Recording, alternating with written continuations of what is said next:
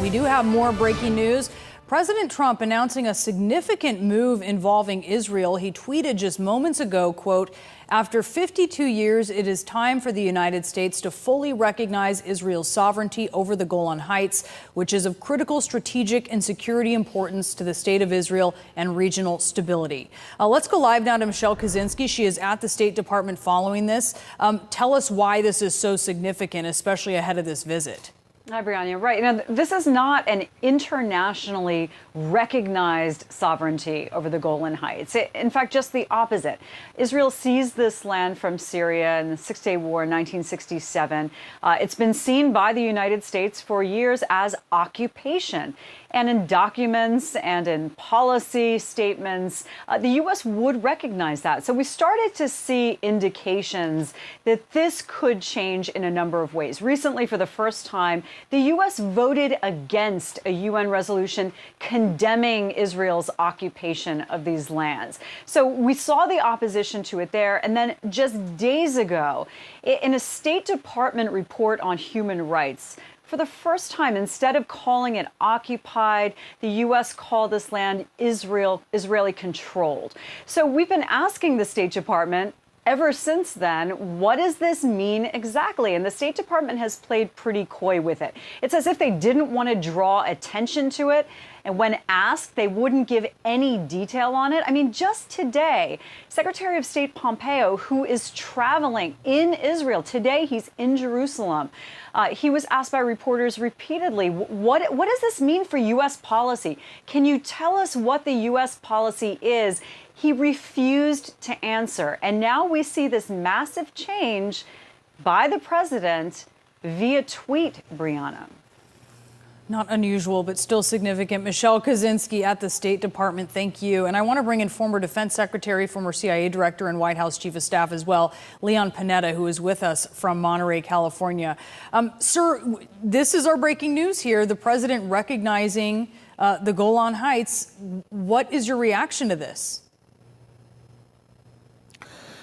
Well, it raises a lot of concern because he's tweeting out another policy that obviously has not been worked out with our international partners, has not been worked through the United Nations in any way, and frankly gives up one of the chips that everyone thought would be part of a Middle East peace agreement deal. And the problem is that it's going to create real problems with our Arab partners in that part of the world.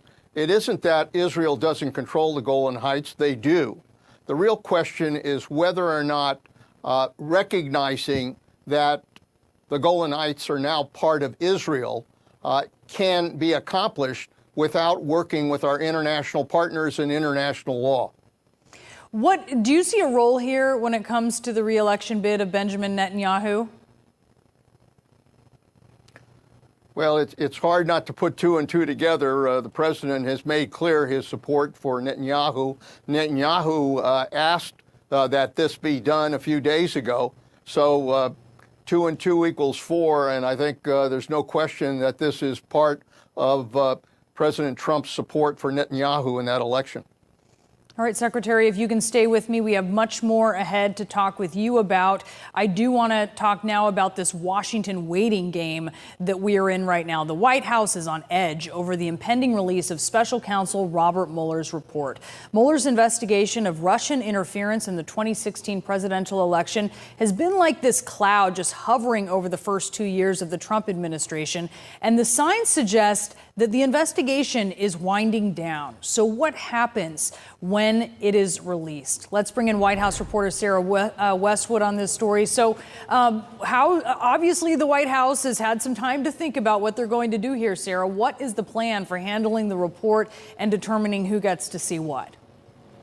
Well, Brianna, how the White House responds to the Mueller report is going to depend largely on what's in it. Obviously, if the information is damaging to President Trump, there will be an incentive for the White House to try to prevent the public disclosure of some of it. And if the information is, in the eyes of the White House, exculpatory, then there will be an incentive to try to make that report public. Now, the president's legal team has developed outlines of how to respond to this based on the different ways in which this could play out. Emmett Flood, a White House lawyer, has been holding meetings with with officials to game out strategies for different ways to respond based on a number of different scenarios. And what's going to happen is Special Counsel Robert Mueller is going to give his conclusions in the form of a confidential report to Attorney General Bill Barr, and Barr will then decide what to pass on to Congress. So sources tell CNN that the White House expects to review that version of the report that Barr's giving to Capitol Hill, to see if there's some opportunities to try to exercise executive privilege there. And here at the White House, there are some mixed emotions among aides about the impending end of the Mueller probe. On the one hand, you do have a sense of anxiety among aides because, just like the rest of us, they're in the dark about what's going to be in Mueller's final report. But you also have a sense of relief that this 2-year cloud may be coming to an end. So, Brianna, folks here at the White House holding their breath in wait-and-see mode, just like the rest of the country right now. All right, Sarah Westwood, thank you so much for that. Now, as the White House and the entire country is awaiting Robert Mueller's final report, there are major questions that are still looming. And we have CNN senior justice correspondent Evan Perez here to walk us through 3 of the big things that we should be looking for. Right. There's a lot of anticipation, obviously, for this report. It's 673 days, by the way, since Robert Mueller was appointed as a special counsel. So that's in case anybody's keeping count at home. I'm sure you're not, Evan.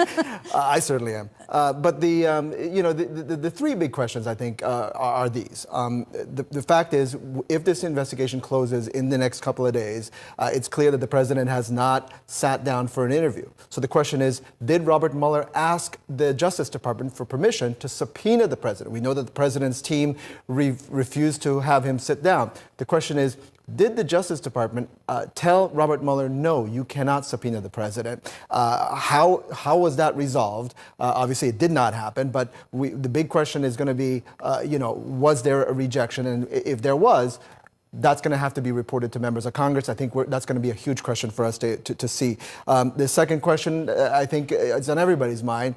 Whatever happened to Russian collusion? Whatever happened to the question of obstruction of justice? Did Robert Mueller find any sign of Russian collusion? And if so, why didn't he charge it? At this point, so far, in all of the indictments that they've brought, Brianna, there's been nothing that looks like collusion, nothing that essentially charges someone with conspiracy of working with the Russians to throw the 2016 election. That's a big question at this point. And then finally, what does Bill Barr tell Congress, and what does he tell the public? The more detailed Robert Mueller's report, the more problematic it is for Bill Barr, because Bill Barr then has to go through this and decide what he can cut out and tell members of Congress about the findings of Robert Mueller.